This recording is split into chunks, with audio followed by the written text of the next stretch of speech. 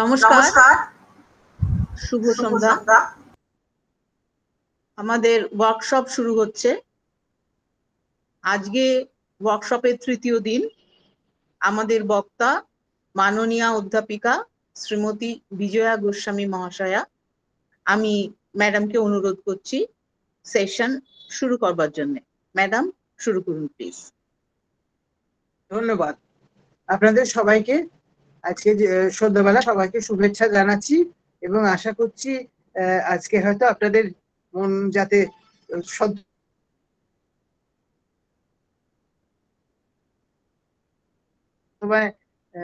যেরকম চাই সেরকম হয় না। তো যাই হোক, এ পর্যন্ত আপনারা অনেক ধৈর্য ধরে আমার বক্তব্য শুনেছেন। আজকেও শুরু করছি।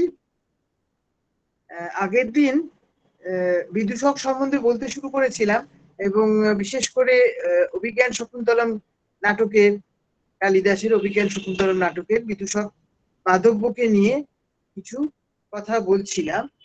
তো প্রধানত আমরা দ্বিতীয় অঙ্কে বিদূষকের দেখা পাই। প্রথম অঙ্কে বিদূষক নেই, দ্বিতীয় অঙ্কে বিদূষক আছেন। কিন্তু দ্বিতীয় অঙ্কের শেষের দিকে একটা এমন ঘটনা ঘটছে যার পর থেকে আমরা বিদূষককে বেশ কিছুক্ষণ আর পাচ্ছি না। রাজা বিদূষককে প্রশ্ন করছেন যে কি করা যায় বলতো, আমি তো চাইছি এখান থেকে এখানে আর কিছুদিন থেকে যেতে, কিন্তু এখানে অনেকে আমাকে রাজা বলে চিনে ফেলেছে। তাহলে আমি কি অজুহাতে এখন থাকবো এখানে? আমার তো এখানে আর কিছু কাজ নেই।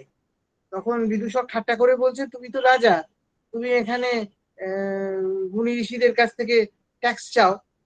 তখন রাজা বলছেন যে তা কি হয়? অন্যান্য সব বর্ণগুলি থেকে যা ট্যাক্স দেওয়া হয় সেগুলো ক্ষয়প্রাপ্ত হয়, সেগুলো চিরস্থায়ী হয় না।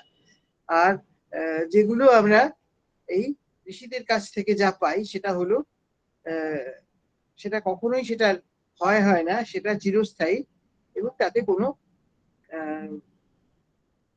সেটা কিছু মানে টাকা কড়ির ব্যাপার না, এটা হলো পুণ্যের ব্যাপার। পুণ্যটা তারা আমাদের পুণ্যের শতভাগ আমাদের দিয়ে থাকেন। তাতে আমি এখন তাদের কাছে কি করে ট্যাক্স চাইবো, এইসব কথাবার্তা যখন হচ্ছে তখন রাজধানী থেকে রাজার কাছে এক দূত এসছে রাজমাতার কাছ থেকে এই অনুরোধ নিয়ে যে হ্যাঁ ইতিমধ্যে ভুলে যাচ্ছি, এর আগে কয়েকজন ঋষি এসেছেন। তারা এসে বললেন রাজাকে যে আমাদের এখানে কিছু সমস্যা হচ্ছে, আপনি যদি কিছুদিন থেকে যান, কারণ এখানে আমাদের কিছু রাক্ষস আমাদের উপর উৎপাত করছে, তারা আমাদের যজ্ঞ কার্য নির্বিঘ্নে করতে দিচ্ছে না। আর মহর্ষি তো কর্ণ এখন এখানে নেই, কাজে আপনি যদি কদিন থেকে আমাদের রক্ষা করেন। তো রাজা বললেন যে আপনারা যখন এরকম আপনাদের এই অনুরোধ হচ্ছে আমার কাছে আদেশ, আমি অবশ্যই থাকবো। ইতিমধ্যে রাজধানী থেকে রাজমাতার এক দূত এসছে। রাজমাতার একটি ব্রত করেন পুত্রের মঙ্গলের উদ্দেশ্যে। তো সেই ব্রতের জন্য রাজাকে ফিরে যেতে, রাজধানীতে ফিরে যেতে অনুরোধ করা হচ্ছে। তো তখন রাজা বলছেন কি করি, দুদিকে দুটো কাজই তো সমান গুরুত্বপূর্ণ। মায়ের ইচ্ছা তো আমি অপূর্ণ রাখতে পারি না, অপরদিকে ঋষিরা তারা বিপদে পড়েছেন, তারা আমার সাহায্য চাইছেন, এখন আমি কি করি?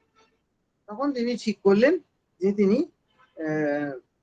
ওই তপবনেই থেকে যাবেন। এখানে কতটা তার মধ্যে কর্তব্যবোধ ছিল আর কতটা প্রেমের ব্যাপারটা ছিল সেটা বলা মুশকিল। যাই হোক, আমরা রাজাকে সদিচ্ছার জন্য না ফুল মার্কস দিলাম। তো তাহলে রাজমাতার সেই ব্রতের কি হবে? তিনি বিদূষককে বলছেন যে মা তো তোমাকে ছেলের মতোই দেখেন, তুমি তাহলে গিয়ে ওখানে মার কাজটা করে দিয়ে এসো। তখন বিদূষক খুব খুশি হয়ে বলছে যাবার খুবই ইচ্ছে, কারণ তার এখন এখানে থাকার বিন্দুমাত্র বাসনা নেই।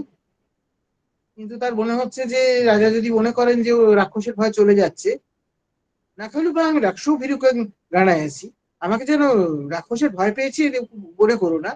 তখন রাজা বলছেন, কথা বলতে ভবতী সম্ভাব্যতে, তোমার সম্বন্ধে এই কথা কে ভাবতে পারে, তুমি কি ভয় পাবে? তখন রাজা খুব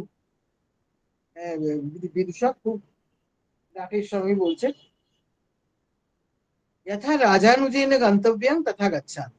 রাজার ছোট ভাই যেমন ভাবে যায় সেরকম ভাবেই যাব। কারণ রাজা তো ওকে রাজার প্রতিনিধি হিসেবে পাঠাচ্ছেন, কারণ তিনি হলেন তাহলে রাজমাতার পুত্র স্বরূপ, কাজী তিনি রাজার ছোট ভাই। তখন রাজার মনে হলো যে এখানে যে অন্য লোকগুলো সব রয়েছে সেগুলোকে এখান থেকে সরিয়ে দেওয়ার এও একটা ভালো উপায়। তিনি বললেন, ননু তপোবন পুরোধ পরিহরণীয় ইতি সর্বান অনুযাত্রিকান তয়ৈব সহ প্রস্থাপয়াম। তপোবনে যাতে কোনো রকম উৎপীড়ন না হয় সেজন্য যারা যারা আমার সঙ্গে সব অনুচরেরা এসেছে তাদের তোমার সঙ্গে ফেরত পাঠিয়ে দিচ্ছি। তখন বিদূষক সগর্বে বললেন, তেনহি যুবরাজ যুবরাজ ইদানিং সঙ্গীত, তাহলে তো আমি যুবরাজই হয়ে গেলাম। তো এত দূর যে হলো, রাজার কিন্তু মাথায় অন্যরকম একটা চিন্তা ছিল। এই যে এই বিদূষক থাকলে উল্টো পাল্টা কথা বেফাঁস বলে ফেলবে, কিন্তু তাকে রাজধানীতে পাঠালেও আবার মুশকিল, সেখানেও বেফাঁস কথা বলতে পারে। তিনি মনে মনে ভাবছেন, চাপলো বটু কদাচিৎ মত প্রার্থনাম অন্তঃপুরেভ্য কথায়। এই বিটলে বামুন এ বড় বাচাল, কি জানি এখানে কি হয়েছে সেগুলো যদি গিয়ে অন্তঃপুরে বলে দেয়। এখানে আমরা প্রথম আভাস পাচ্ছি যে রাজার অনেকগুলি রানী আছে এবং সেই কারণেই তাদের ঈর্ষার ভয়ে রাজা এইরকম কথা ভাবছে।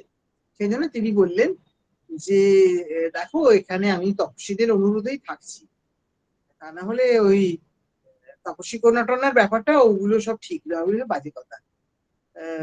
পরিহাস বিজল পিতাংসাকে, আমি এতক্ষণ তোমার সঙ্গে ঠাট্টা করছিলাম সখা, পরমার্থে না গৃহ্যাতাং বচন, এগুলো কিছুই সত্যি না। এই যে বিদূষককে এখান থেকে রাজা সরিয়ে দিলেন, বিদূষকের থাকা এবং না থাকাটা কিন্তু এখানে নাটকের মধ্যে একটা খুব বড় গুরুত্ব পাচ্ছে। কাজে বিদূষক থাকলে যা হতো, বিদূষক না থাকলে একেবারে সম্পূর্ণ অন্যরকম একটা ফল দাঁড়াচ্ছে। দ্বিতীয় অঙ্কে আমরা দেখলাম বিদূষক চলে গেলেন। তৃতীয় অঙ্কে রাজা শকুন্তলার সঙ্গে প্রেম করলেন, তাদের গান্ধর্ব বিবাহের কথা হলো, এত সব কাণ্ড হয়ে গেল, এগুলো কিন্তু বিদূষক কিছুই জানেন না। চতুর্থ অঙ্কে তপস্বী কর্ণ ফিরে এসে সমস্ত যখন জানতে পারলেন, তখন তিনি শকুন্তলাকে প্রতিগৃহে পাঠানোর ব্যবস্থা করলেন। সে খুব মধুর এবং অত্যন্ত কোমল হাতে আঁকা সেই ছবি, আপনারা অনেকেই পড়ে থাকবেন। সেটা নিয়ে এখন আলোচনা করছি না, কারণ এখন হাসির ব্যাপার নিয়ে আমরা আলোচনা করব। তারপর যখন পঞ্চম অঙ্কে আমরা আসছি, সেখানেই আমরা প্রথম আবার বিদূষককে দেখতে পাচ্ছি। রাজা এবং বিদূষক রাজন্তপুরের মধ্যে ঘুরে বেড়াচ্ছেন। তখন শোনা গেল হঠাৎ একটা নেপথ্য থেকে বীণার শব্দ শোনা গেল, গান শোনা গেল। তখন বিদূষক বললেন যে গান শুনতে পাচ্ছি অন্তপুরের ভেতর থেকে, মনে হচ্ছে দেবী হংসপদিকা বর্ণ পরিচয় করছেন, গলা সাধছেন। রাজা বললেন, চুপ করো, একটু শুনি। তো সেই গানটা সেও আপনারা অনেকেই জানেন, অভিনব মধুল অনুপস্থান তথা পরিচুম্ব্য ছুত মঞ্জরি কমল বসতি মাত্র নিবৃত মধুকর বিস্মৃত সিয়েনা কথা। হে মধুকর, তুমি সবসময় নতুন মধু চাও, তুমি চুতমঞ্জরীকে সেইভাবে চুম্বন করে গিয়ে কমলে এক রাত বাস করেই তুমি কি করে সেই চুতমঞ্জরীকে ভুলে গেলে। তখন রাজা বেশ একটু মজা পেলেন। তিনি বিদূষককে বললেন যে যাও, তুমি গিয়ে হংসপদিকাকে বলে এসো আমি তাকে তিনি আমাকে বিপুল ভাবে তিরস্কার করেছেন। তো এইসব বলে টলে তো বিদূষককে সেখান থেকে হটিয়ে দিলে। এরই মধ্যে তপস্বীরা শকুন্তলাকে নিয়ে সেখানে উপস্থিত হলেন এবং তারপর কি হয়েছিল সেটাও আপনারা জানেন, যে রাজা সেই দুর্বাসার সাপ, যেটা চতুর্থ অঙ্কের শুরুতে হয়েছিল, যে রাজা ভুলে যাবেন যদি না তার অভিজ্ঞানটা দেখানো হয়। অভিজ্ঞান স্বরূপ একটি আংটি তিনি শকুন্তলাকে দিয়ে এসেছিলেন, বলে এসেছিলেন যে তুমি রোজ একটি করে অক্ষর পড়বে, যেই পুরো নামটা আমার পড়া হয়ে যাবে তখন দেখবে রাজধানী থেকে তোমাকে নিতে এসেছে। কেউ এলো না, কিন্তু বিবাহিতা কন্যাকে কি করে কর্ণ বাপের বাড়িতে রেখে দেন, কাজী তিনি তাকে ফেরত পাঠিয়ে তাকে বা শ্বশুর বাড়িতে পাঠাবার ব্যবস্থা করলেন। এখন এখানে শকুন্তলা যখন এসেছেন, রাজা তো তাকে চিনতে পারছেন না, তার কিছুই মনে নেই, এবং তিনি অত্যন্ত খুব খারাপ ভাবে অপমান করে শকুন্তলাকে প্রত্যাখ্যান করলেন। এবং সেই সময় শকুন্তলার মা অপ্সরা মেনকা তিনি শকুন্তলাকে রাজসভা থেকে তুলে নিয়ে চলে গেলেন। এই পর্যন্ত পঞ্চম অঙ্কে হয়েছে, কিন্তু কি যে হয়েছিল ব্যাপারটা সেটা তো কারুর জানা নেই। মূল ব্যাপারটা যে কি হয়েছিল, কারণ রাজা বলছেন আমি চিনতে পারছি না, রাজার কথার উপর কে কথা বলবে? মেয়েটি মিথ্যে কথা বলছে, অবশ্যই এটাই ধরে নেবে লোক। তো এরকম মনে করে রাজার কথাটাই রইল, এবং এইভাবে ব্যাপারটা ঘটে গেল। এরপরে ষষ্ঠ অঙ্কের প্রবেশকে একটা কমিক সিন আছে, কিন্তু সেটাতে আমি এখন আসছি না। এখন বিদূষকের প্রসঙ্গটা শেষ করে তারপরে আবার আমরা ওখানে ফিরব। আমরা এই ষষ্ঠ অঙ্কের এই প্রবেশকে এইটুকুই খালি জানতে পারলাম যে একজন জেলে একটা মাছের পেটে একটা আংটি পেয়েছিল, সেটা যখন সে বিক্রি করতে গেল তখন তাকে পুলিশে ধরলো এবং তাকে ধরে নিয়ে আসা হলো। কিন্তু সেই আংটিটা রাজার কাছে যখন গেল, রাজা আংটিটা দেখে চিনতে পারলেন যে তিনি এই আংটি শকুন্তলাকে দিয়েছিলেন। শকুন্তলার সব কথা তখন তার মনে পড়ে গেল, এবং তখন তিনি হাহাকার শুরু করে দিলেন। তো এই সময় রাজা যখন এইরকম হাহাকার করছেন, তখন মেনকার এক সখী আর এক অপ্সরা সানুমতি, সে এসে অদৃশ্যভাবে রাজার সমস্ত কথাবার্তা শুনেছে। কথাবার্তাটা রাজা কার সঙ্গে বলছে? অবশ্যই বিদূষকের সঙ্গে। এই যে আগে বলা হয়েছে যে বিদূষক শুধু যে কমিক রিলিফ করছেন তা নয়, তিনি রাজার সখা, রাজার সহায়, এবং রাজার সব রকম সুখ দুঃখের ভাগিদার। তো এই অ্যাঙ্গেলটা যেটা আমরা এলিজাবেথের ফুলের মধ্যেও দেখেছি, এখানেও আমরা কিন্তু সেটাই দেখছি। এখানে আমরা দেখছি যে রাজা এবং বিদূষক দুজনে কথা বলছেন, এবং রাজা আক্ষেপ করছেন যে এইভাবে আমি আমার প্রিয়াকে প্রত্যাখ্যান করলাম, এইভাবে আমি তাকে ব্যথা দিয়েছি, ইত্যাদি ইত্যাদি এইসব বলে যাচ্ছে। তো এইসব বলছেন, আর বিদূষক তাকে আশ্বাস দেবার চেষ্টা করছেন। এইভাবে কথাবার্তা হতে হতে রাজা বিদূষককে বলছেন, सखे सर्वमिदानीं स्मरामि शकुन्तलाया प्रथमवृत्तान्तम् कथितवानस्मि भवते च स भवान् प्रत्यादाशु वेलायां मत्समीपगतो नासि किन्तु पूर्वमपि न त्वया कदाचित् सङ्कीर्तितं तत्र भवत्या नाम कच्चित् अहमिव विस्मृतवानसि त्वं। সখা, আমি তো শকুন্তলার ব্যাপারে সমস্ত কিছু এখন মনে করতে পারছি। আমি তো তোমাকে সেগুলো বলেছিলাম, কিন্তু তুমি তো যখন আমি শকুন্তলাকে প্রত্যাখ্যান করলাম তখন তুমি সেখানে ছিলে না ঠিকই, কিন্তু তুমি কেন আমাকে তো কখনো মনে করিয়ে দাওনি বলো তো? তুমিও কি আমার মতো ভুলে গেছিলে? তখন বিদূষক বলছেন, না বিস্মরা, আমি ভুলিনি, কিন্তু সর্বং কথয়িত্বা অবসানে পুনঃস্বয়া ভণিতং পরিহাস বিজল্পিত এব না ভূতার্থ ইতি। তুমি শেষকালে আমাকে বললে যে এই কথাগুলো ঠাট্টা করে তুমি বলেছো, এগুলো সত্যি নয়। মায়া অপি হৃৎপিণ্ড বুদ্ধিনা তথা এব গৃহীতম। আমারও যেমন মাটির ঢালার মতো বুদ্ধি, আমিও সেটা বিশ্বাস করে গিয়েছিলাম। এইভাবে দুজনের আলোচনা চলছে। ইতিমধ্যে রাজা ওই স্মৃতির ভারে অত্যন্ত বেদনার্ত হয়ে বলে উঠছেন, সখে পরিত্রায় শ্রমে মাম, সখা রক্ষা করো আমাকে। কারণ তিনি আর সহ্য করতে পারছেন না। তখন বিদূষক তাকে তিরস্কার করে বলছে, ভো কি বেতন অনুপপন্নং খালু ঈদৃশং ত্বয়ি। একই ব্যাপার, তোমার পক্ষে এটা উপযুক্ত নয়। কদাপি সৎপুরুষ শোক বাস্তব্যা না ভবন্তি। সৎপুরুষ যারা, তারা শোকে কখনো ব্যাকুল হয় না। নানু প্রভাতে নিষ্কম্পা এবং গিরয়, যত বড় ঝড়ই হোক না কেন পাহাড় তো নড়ে না। এই কথাগুলো আমাদের বিশেষ করে মনে হয় যেন যখন আমরা রবীন্দ্রনাথের কথা ভাবি, যে তার জীবনে তিনি অনেক শোক, অনেক আঘাত পেয়েছিলেন, কিন্তু তিনি তাতেও অচল ছিলেন, কখনো তাকে কেউ বিচলিত হতে দেখেনি। এইরকম জিনিস একটা আমরা এখানে কি বলবো, একটা উপদেশ হিসেবে পাচ্ছি। এবং কার কাছ থেকে? বিদূষক, যে কিনা ওই হাসানো হচ্ছে যার কাজ। এখানে তো হাসানোর চেয়ে অনেক বড় কাজই বিদূষকের করতে আমরা দেখেছি।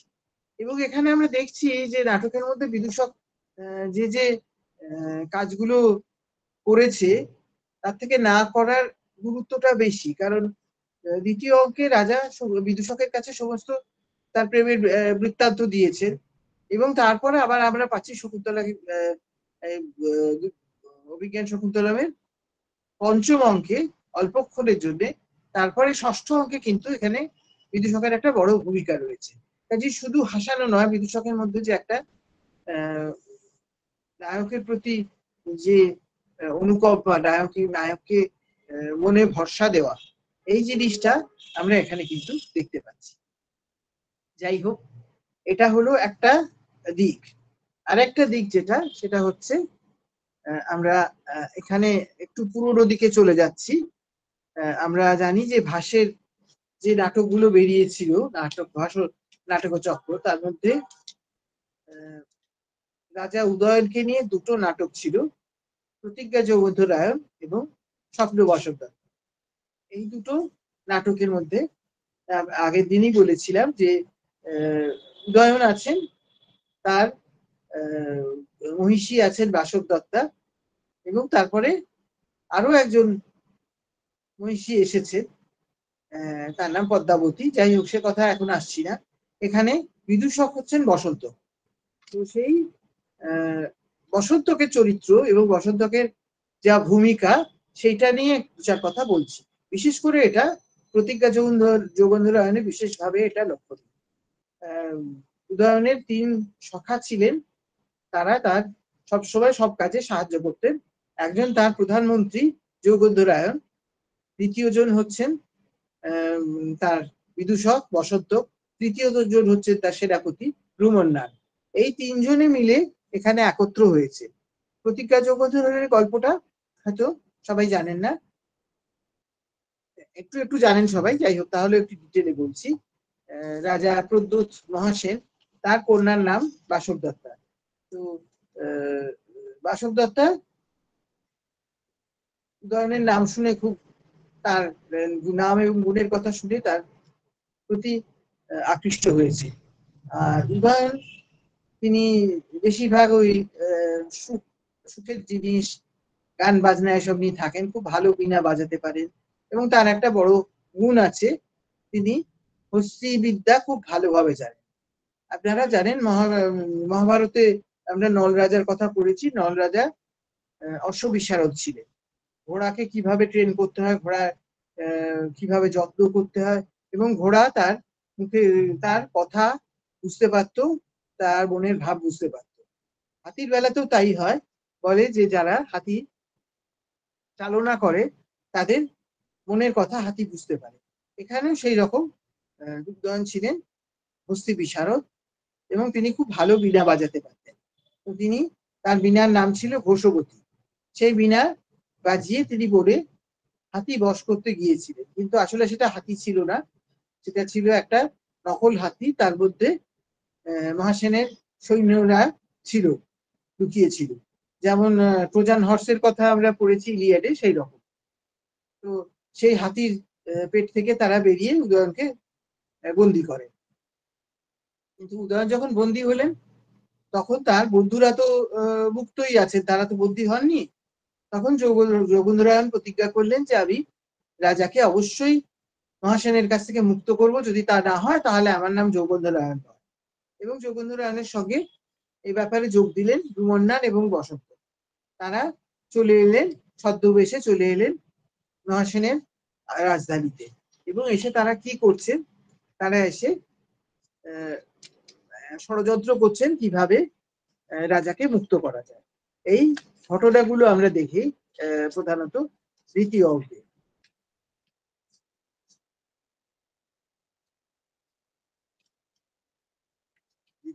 দ্বিতীয় অঙ্ক দেখছি। শেষ পর্যন্ত কি হয়েছিল সেটা হয়তো আপনারা জানতে পারেন যে মহাসেন বাসব দত্তকে বিদ্যা শেখানোর জন্য উদয়নকে নিযুক্ত করেন। বন্দিকে তো করতেই হবে কাজ, কিন্তু বন্দি ভীষণভাবে প্রেমে পড়ে গেলেন রাজকন্যার, এবং রাজকন্যা অনুরূপ। এবং শেষ পর্যন্ত কি হলো, রাজা বাসব দত্তাকে নিয়েই পালিয়ে গেলেন দেশে, এবং যুদ্ধ টুদ্ধ কিছু হলো না, সব শেষ পর্যন্ত ভালো ভালো মিটে গেল। তো এখানে তৃতীয় অঙ্কে আমরা দেখছি ওই তিন ষড়যন্ত্রকারী তারা প্রদ্যোতের রাজধানীতে এসেছেন। সেখানে বিদূষক বসন্তকে এসেছেন ডিন্ডিকও বেশে। ডিন্ডিক মানে ভাঁড়, ক্লাউন। এবং যৌবন্ধুরায়ণ এসেছেন পাগল সেজে, এবং রুমন্নান এসেছেন বৌদ্ধ ভিক্ষুর ছদ্মবেশে। এবার এদের তিনজনের যে সিনটা, খুব হাসির ব্যাপার আছে তার মধ্যে। সবটা তো পড়ে শোনানো যাবে না, কিছুটা কিছুটা আপনাদের শোনাচ্ছি। প্রথমেই দেখছি যে বিদূষক ঢুকছে, বসন্ত ঢুকছেন।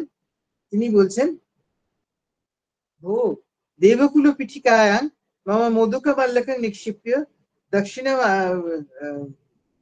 দক্ষিণমাশকান গণয়িত্বা বদ্ধা প্রতিনিবৃত্ত ইদানিং মোদক বাল্যক না প্রেক্ষী। মন্দিরের চাতালে আমি আমার মিষ্টির পোটলাটা রেখে দক্ষিণা গিয়েছিলাম, ফিরে এসে দেখছি মিষ্টির পোটলাটা নেই।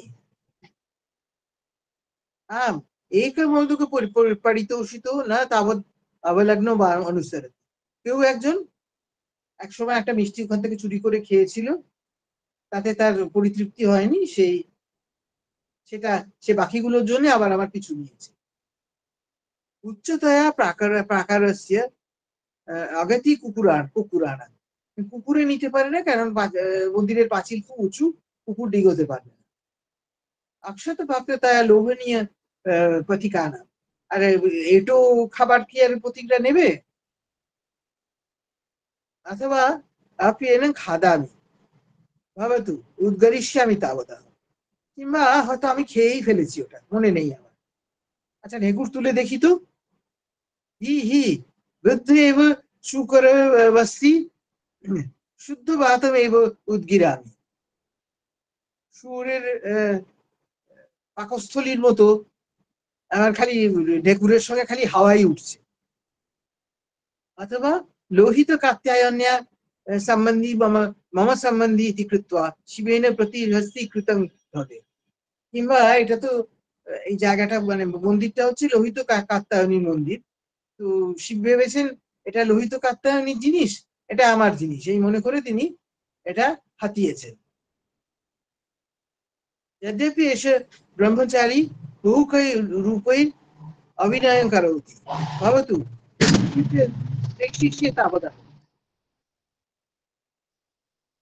ও এসে खलु मोदक বাল্যক শিবस्य পাদমূলে তিষ্ঠতি। এখন ব্রহ্মচারী হলে কি হয়, শিব তো এইসব কাণ্ড করে থাকেন, এইসব অকাজগুলো করে থাকেন। যাই আমি দেখি গিয়ে কি করেছে। আরে এই তো আমার মিষ্টির পোঁটলা এখানে রয়েছে শিবের পায়ের কাছে। যাবতীয় ঘৃণা আমি দেহি ভর্তা, দিন ঠাকুর আমাকে দিয়ে দিন। এসে খেলু বাবা মোদক মাল্লাকা শিবস্য পায় না। দেহি ভর্তা, দেহি মে মোদক মাল্লাকা ভর্তা তো আমাকে আমার চোরস্তি। তুমি তুমি শেষকালে আমার চোর হলে। अभिहा আলিখিত खलु मम मोदक मल्लक संताप तिमिरेण सुष्ठु न प्रेक्षे। আরে এই পোটলাটা তো আঁকা ছবি, আমি এত আমার দুঃখ হয়েছে সেই অন্ধকারে আমি আর কিছু দেখতে পাইনি। ভাবো তো প্রমার দৃশ্যে আমি তাবদা ভালো করে চোখ মুছে দিই ইত্যাদি। এইরকম যখন করছে তখন ওদিক থেকে নেপথ্য থেকে শোনা গেল যোগন্ধরায়ণ উন্মত্তকের বেশে মোদকা মোদকা হা হা এই বলে চিৎকার করতে করতে আসছে। বিদূষক বলছেন, অভিহা এইসে উন্মত্তকো মম মোদক বাল্যকং গৃহীত্বা হস্তবান ফেনায়মান মলিন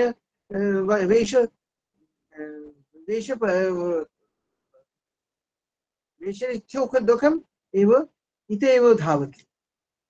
এই যে এই পাগলটা আমার বৃষ্টির পোটলাটা নিয়েছে, নিয়ে হাঁ করে হাসতে হাসতে এদিকে আসছে। ঘোলাটে জল ফেনা হলে যেরকম রাস্তা নোংরা হয়ে যায় সেই রকম এখন হয়েছে। তিষ্ঠ তিষ্ঠ উদ্বত্তাকা তিষ্ঠ অনেন দণ্ডকাষ্ঠেন শীর্ষান্তে ভিনার্দি। দাঁড়াও দাঁড়াও পাগল, আমি এই দণ্ডকাষ্ঠ দিয়ে তোমার মাথাটা ফাটাবো। তথা প্রবেশিতি উন্মত্তকা উন্মত্তকা মোদকা মোদকা হা হা ও উন্মত্তকা আনে মামা মোদকা মাল্লাকা। উন্মত্তক বলছে যে কিসের মোদক, কিং মোদকা পুত্র মোদকা কাস্য মোদকা কিমের মোদকা খাদ্যান্তে উজ্জান্তে অথবা পিনাশিয়ান্তে অথবা তাহ খাদ্যান্তে। এই মিষ্টিগুলো কি করা হয়? এগুলো কি ফেলে দেয়, না পরে, না খায়? না খাদ্যান্তে, না খাদ্যান্তে উজ্জাতে উজ্জান্তে চা সব বলছে খায় না, খায় না, ফেলে দেয়।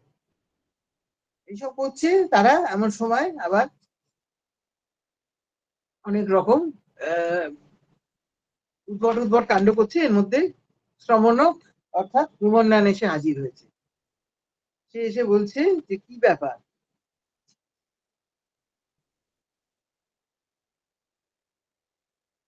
এসে বলছে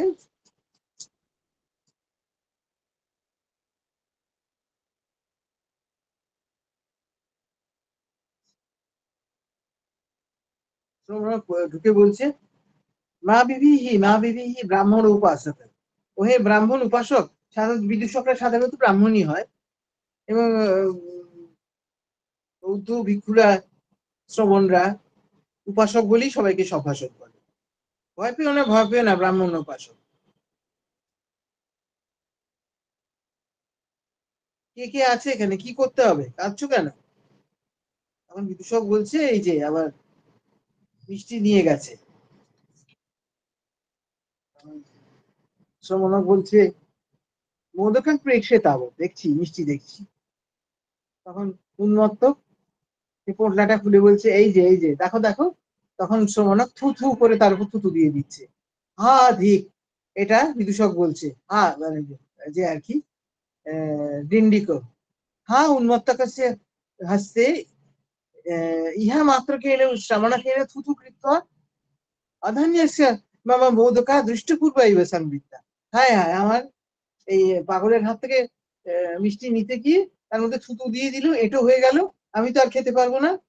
এইসব করতে করতে তারা একবার একেবারে ওই মন্দিরের অগ্নিগৃহে ঢুকে পড়লো। সেখানে গিয়ে তারা নিজেদের পরিচয় নতুন কথাবার্তা বলতে শুরু করলো। তাদের যেটা প্ল্যান ছিল যে তারা কি করে রাজাকে উদয়নকে ওখান থেকে বার করে আনবে, সেই কথা তারা বলছে। সেই কথা হচ্ছে এইভাবে যে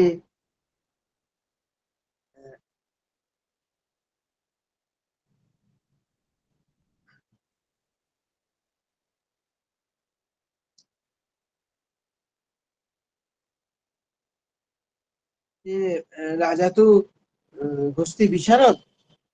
কোনো সময় ওকে যখন হাতিতে করে সেখানে একটা কোনো হাতিতে করে যখন নিয়ে যাওয়া হবে, বন্দী হলো তো তিনি রাজা, তাকে উপযুক্ত খাতির করা হবে। সেইভাবে মন্দিরে যখন নিয়ে যাওয়া হবে তখন নলাগিরি নামে, নলাগিরি বা নলগিরি হচ্ছে হাতির নাম, তার পিঠে চাপিয়ে যখন তাকে নিয়ে যাওয়া হবে তখন আমরা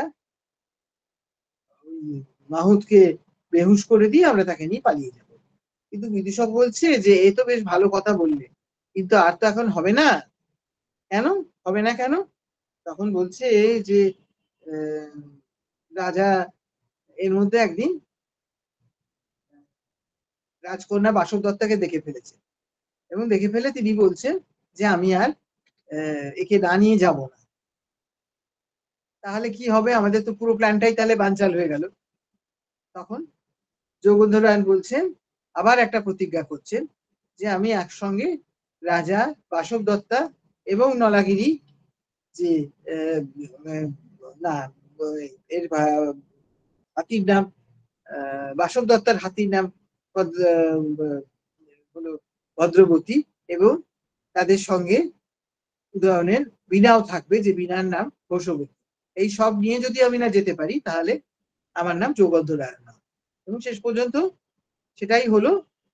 এবং সেটা যদি শেষ পর্যন্ত যুদ্ধ টুদ্ধ কিছু হলো না। রাজা প্রদ্যোৎ বললেন যে আমার মেয়েকে চুরি করে নিয়ে যাওয়া হয়েছে, বিয়ে না করে। রাজা তখন যৌগন্ধরায়ণ বললেন তা কি করে হয়, তো আপনি তো আবার আপনার মেয়েকে দিয়েছেন রাজার কাছে বীণা শিখতে। তা বীণা শেখবার সময় তো আপনি একটা এদের মধ্যে তো একটা অগ্নি সাক্ষী করে একটা শিষ্যত্বে গ্রহণ করার ব্যাপার থাকে। তো অগ্নি সাক্ষী তো হয়েই গেছে, আর তো নতুন করে অগ্নি সাক্ষীর প্রশ্ন আর উঠতে পারে না। যাই হোক, এইভাবে মিটে গেল ব্যাপারটা। কিন্তু শেষ পর্যন্ত এখানে আরেকটা খুব মজার দৃশ্য আছে। সেখানে সেই দৃশ্যে আমরা গাত্রসেবক নামে এক চরিত্রকে পাই, যে কিনা ওই ষড়যন্ত্রীদের দলে আছে। গাত্রসেবক নাম মানে ওই ভৃত্য টাইপের কিছু একটা। তাকে সেই ছদ্মবেশে তাকে ছাড়া হয়। সে হাতির দেখাশোনা করার জন্য এসেছিল, এবং সে শেষ পর্যন্ত ওই হাতি নিয়ে পালিয়ে যাওয়ার সমস্ত ষড়যন্ত্রটা করে। সেটাতেও আমরা পরে আসবো। আগে বিদূষকের ব্যাপারটাই একটুখানি আমরা দেখে নিই। এরপর স্বপ্ন বাসন দত্ত সম্বন্ধে বিশেষ কিছু বলার নেই, কারণ এখানে এই গল্পটা মনে হয় সবাই জানেন যে বাসক দত্তা প্রতি উদয়নের এতটাই বেশি অনুরাগ ছিল যে তিনি রাজকার্যে মন দিতেন না। তখন মনে করা হলো যে রাজার কি বলবো, যাকে বলে পলিটিক্যাল অ্যালায়েন্স এর জন্য কি করতে হয়, ম্যাট্রিমোনিয়াল অ্যালায়েন্স করতে হয়।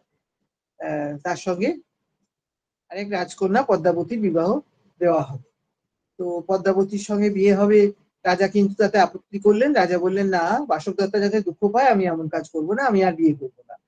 তখন একটা সুতোনাতা করে রাজাকে, সেই ষড়যন্ত্রের মধ্যে বাসক দত্তাও ছিলেন, রাজাকে বলা হলো যে বাসক দত্তা পুড়ে মরে গেছেন, এবং সেই সঙ্গে যৌগন্ধরায়ণ মারা গেছেন। এবং শেষ পর্যন্ত বাসক দত্তাকে নিয়ে লুকিয়ে যৌগন্ধরায়ণ এসে পদ্মাবতীর কাছে তাকে আশ্রয় দেন, এবং রাজা শেষ পর্যন্ত বাধ্য হয়ে পদ্মাবতীকে বিয়ে করেন। শেষ পর্যন্ত আবার বাসক দত্তার সঙ্গেও দেখা হয়, এবং সমস্তটাই মিলমিশ হয়ে যায়। এবং যেসব রাজ পরিবারে যেমন হয়, একাধিক রানী বাসক দত্তা এবং পদ্মাবতীকে নিয়ে রাজা ঘর করতে থাকে। তো এখানে বিদূষকের ভূমিকাটা একটু যাকে বলে টোন ডাউন বসন্তকের ভূমিকা। কারণ বসন্তক তো জানে সেও এই ষড়যন্ত্রের মধ্যে আছে, যে বাসক দত্তা বেঁচে আছেন এবং তিনি পদ্মাবতীর আশ্রয়েই রয়েছে। তো সেখানে রাজা তাকে জিজ্ঞাসা করছেন। আমরা বিদূষককে খুব কমই দেখছি এখানে, খুব বেশি এর ভূমিকা নেই।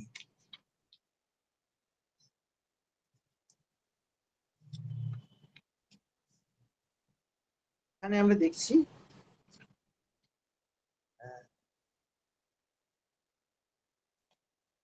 তৃতীয় অঙ্কে, চতুর্থ অঙ্কে, যেখানে রাজা এবং বিদূষক বসে আছেন বাগানে, এবং তার পাশে একটা ছোট ঘরের মধ্যে পদ্মাবতী আর বাসক দত্তা রয়েছে।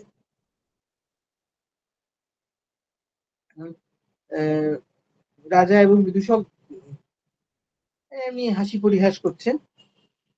বিদূষক রাজাকে জিজ্ঞাসা করছেন যে তোমার দুই রানী, তার মধ্যে তুমি কাকে বেশি পছন্দ করো, বাসক দত্তা না পদ্মাবতী? তখন রাজা বলছেন যে পদ্মাবতী খুবই ভালো মেয়ে, খুবই তার অনেক গুণ আছে, কিন্তু আমি বাসক দত্তাকে ভুলতে পারছি না। তখন রাজা তখন আবার উল্টে বিদূষককে বলছেন তুমি কাকে বেশি পছন্দ করো? বিদূষক বলছে বলবো না। তখন রাজা বলছে চেপে ধরতে ধরতে, তখন বিদূষক বলছে যে আমার পদ্মাবতীকে বেশি ভালো লাগে, কারণ পদ্মাবতী সবসময়, তার অনেক গুণ আছে, মিষ্টি মিষ্টি কথা বলে না, যখনই কিছু ভালো বাড়িতে রান্না বান্না হয় তখনই আমার খোঁজ করেন আর্য বসন্ত কোথায় গেলে। তখন এই যে এইসব কথাবার্তা বলতে বলতে রাজার মনে নেই, মানে সেই পূর্বকালের হাস্য পরিহাস করতে গিয়ে তিনি বলছেন যে বটে এই কথা আমি বলে দেবো, বাসব দত্তাকে বলে দেব। তখন বিদূষক বলে উঠছেন, অবিহা বাসব দত্তা, কহি পুত্র বাসব দত্তা, চিরাগ খেলু উপরাধা বাসব দত্তা। হায় হায়, বাসব দত্তা কোথায়? বাসব দত্তা তো নেই, সে তো অনেক দিন হলো মারা গেছে। এই শুনে রাজা আবার শোকে ভেঙে পড়ছে। তো এইরকম খুব একটা গুরুত্বপূর্ণ না হলেও এই প্রেমের ব্যাপারটা একটুখানি যাতে করে বাড়িয়ে দেওয়া হয় সেইভাবে বিদূষককে আনা হয়েছে। সামান্যই এখানে তার ভূমিকা রয়েছে। তো এই পর্যন্ত মোটামুটি হলো এই হলো বসন্ত। তিনি তো মোটামুটি নাম করা চরিত্র, কারণ তিনি উদয়নের সম্বন্ধে যতগুলি নাটক বা নাটিকা আছে সবগুলিতেই তিনি উপস্থিত রয়েছে। এখানে কটিকা চৌবন্ধুরায়ণে তার ভূমিকাটা অনেক বেশি গুরুত্বপূর্ণ, বাসব দত্তায় সেরকম না, অনেক আবছা রকমের। তো তখন এখানে দেখা যাচ্ছে যে কত রকমের কাজ বিদূষকরা করতে পারে, ভালো মন্দ অনেক কিছুই করতে পারে, এবং বেশ গুরুত্বপূর্ণ কাজও তাদের দায়িত্ব দেওয়া যায়। কারণ যেখানে প্রভু বন্দী আছেন তাকে মুক্ত করে নিয়ে আসা এবং তার সঙ্গে রাজকন্যার বিয়ে দিয়ে আনা, এই সমস্ত এত বড় ষড়যন্ত্র যে করা হচ্ছে, সেই ষড়যন্ত্রের মধ্যে বিদূষক রয়েছেন। বিদূষককে এতটা নির্ভর করা যাচ্ছে, কাজেই আমরা সেখানে বিদূষককে কিছু তুচ্ছ চরিত্র বলে মনে করতে পারছি না। তো যাই হোক, এই পর্যন্ত এখানে আজকে বলছি। এর পরের দিন আরেক বিদূষক সম্বন্ধে বলবো। শুধু বিদূষক নয়, তখন অন্য চরিত্রেও খানিকটা বলতে হবে, কারণ এর পরের চরিত্র বিদূষক যাকে নিয়ে বলবো তিনি হচ্ছেন মৃচ্ছকটিক প্রকরণে বিদূষক মৈত্রেয়, যার সম্বন্ধে কিছু কথা আগের দিন বলেছি। এখানে শুধু মৈত্রেয় নয়, সেখানে কমিক রিলিফ দিতে আরো চরিত্র আছেন, এবং শুধু কমিক রিলিফ না, কমিক ক্যারেক্টার হিসেবেও তাদের আমরা পাচ্ছি। কাজে এটা অনেকটা ব্যাপকভাবে এখানে বলতে হবে। এবং সেখানে শুধু সামনের দিন শুধু বিদূষকের সম্বন্ধে বলবো না, অন্যান্য যত হাস্য উদ্রেককারী চরিত্র আছে, যেমন অভিজ্ঞান শকুন্তলা আমি এখনই বলছিলাম, ওই জেলে আর দুই পুলিশের তিন পুলিশের যে তর্কাতর্কি, সেটা আলোচনা করতে হবে, সেটা একটু বলবো। আর তারপরে আমরা মৃচ্ছকটিকের আলোচনায় চলে যাব। আশা করছি খুব বোরিং লাগছে না, তো লাগলেও কিছু করার নেই, এখানে এগুলো সব এসেই যাবে বলতে বলতে। তো এখানে কারোর কিছু বক্তব্য আছে কিনা, জিজ্ঞাসা আছে কিনা, মন্তব্য আছে কিনা, আর আপনাদের তরফ থেকে আপনারা যেমন বলেন